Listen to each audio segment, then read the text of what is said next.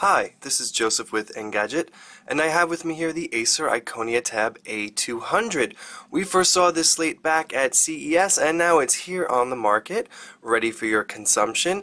Bears the distinction of actually running Android Ice Cream Sandwich, the version being 4.0.3, although it did initially ship with Honeycomb, but the company made good on its promise, unlike a lot of other manufacturers, and did speedily get that upgrade out to the tablet.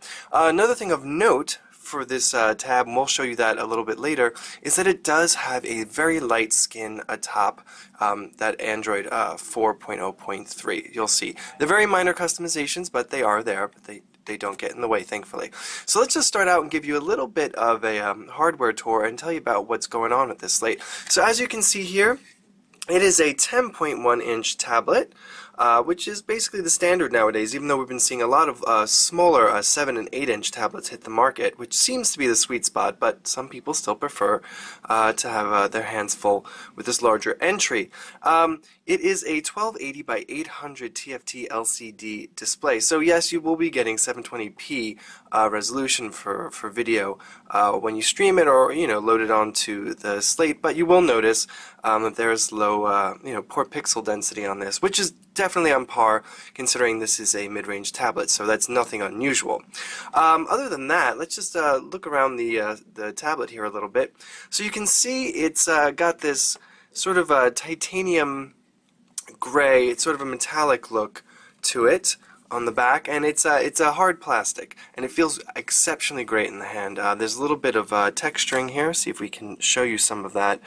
So it stays solid. You won't drop it. It won't slip out of your hands.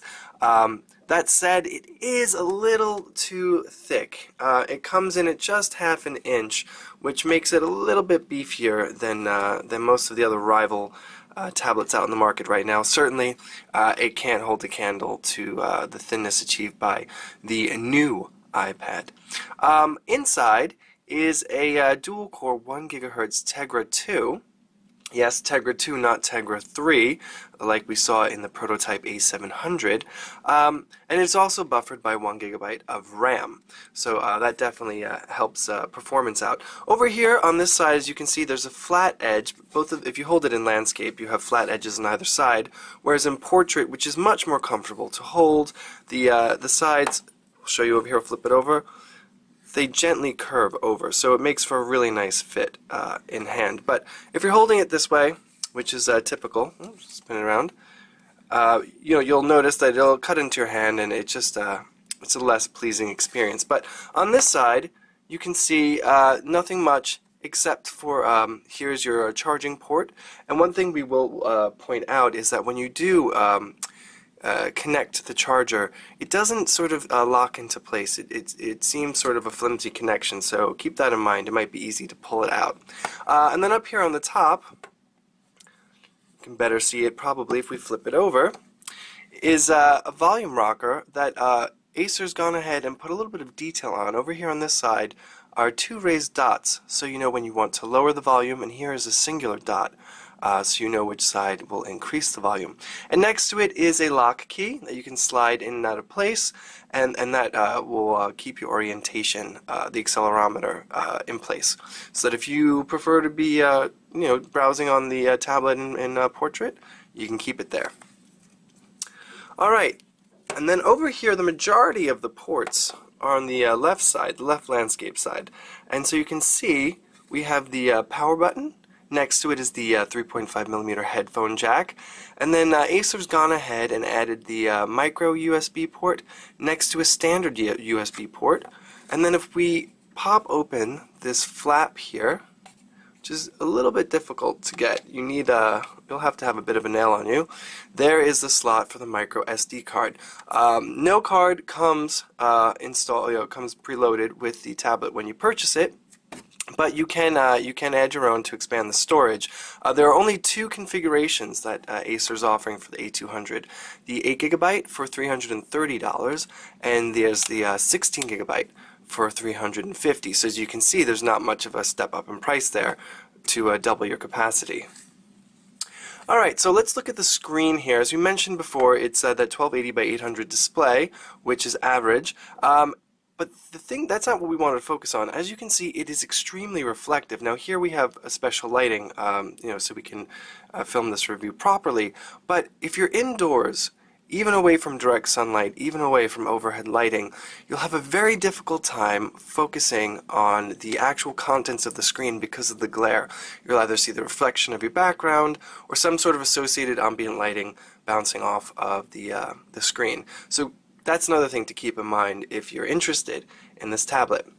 So let's just go ahead now and show you the customization that Acer's included. So immediately you'll be able to note, if you're familiar at all with Android Ice Cream Sandwich, is that these two concentric yellow rings down here are not typical of the menu bar.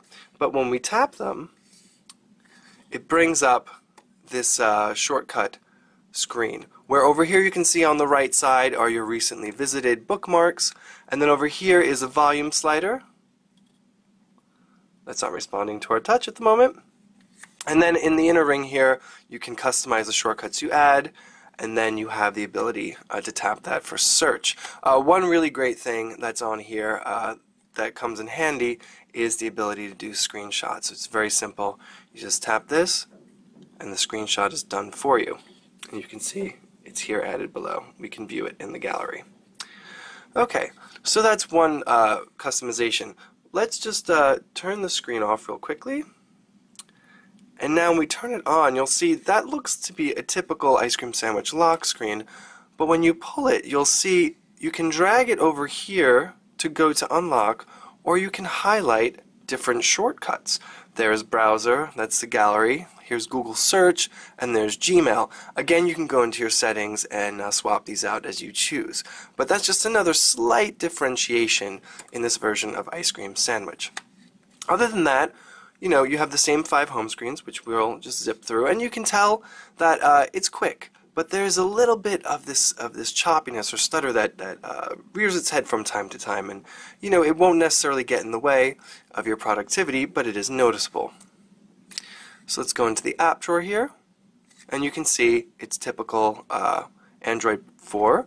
And again, there's a significant amount of bloat that comes preloaded on here. Now we should mention that the tablet is Wi-Fi only.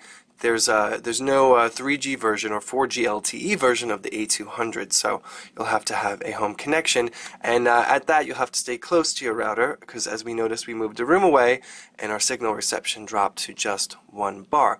So here you can see there's a whole slew of apps on here, and curiously, Acer's included Amazon's App Store, which is really just another route to Google's Play Market.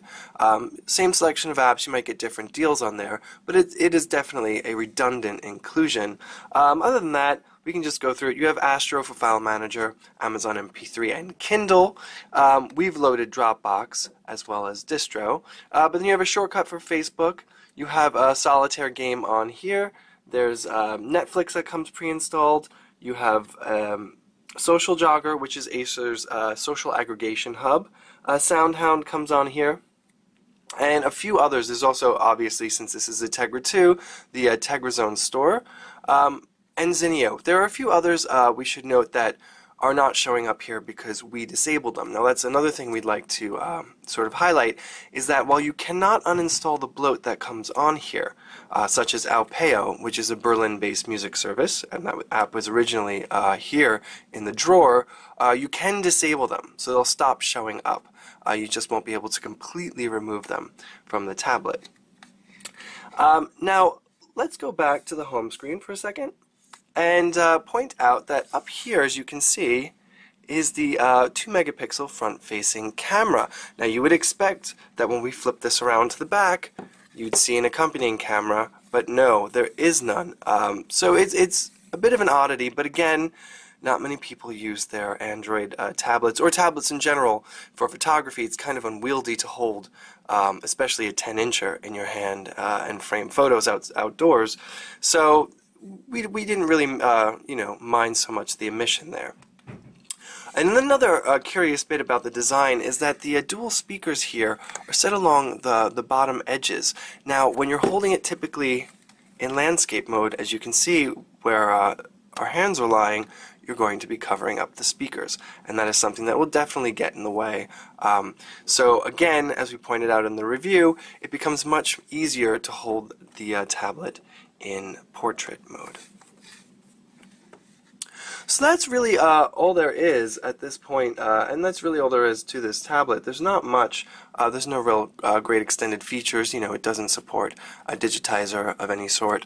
So, you know, if you're looking for, you know, a mid-range slate and you don't want to shell out that much money and you don't mind going with a lesser-known brand, then, you know, the Acer Iconia Tab A200 might not be bad for you. But if you're willing to pony up $49 extra, you can go ahead and pick up a Galaxy Tab 10.1, which has the same internals pretty much. It's a dual core Tegra 2, it's got the 1 GB of RAM, 16 gigs of storage, also Wi-Fi only. The only thing there is you won't have Ice Cream Sandwich, but Samsung has recently promised that's coming shortly after the rollout to the Galaxy S2. So that's something to keep in mind, as well as a discounted iPad 2. So that's it. This is the Acer Iconia Tab A200. I'm Joseph with Engadget. Thanks for watching.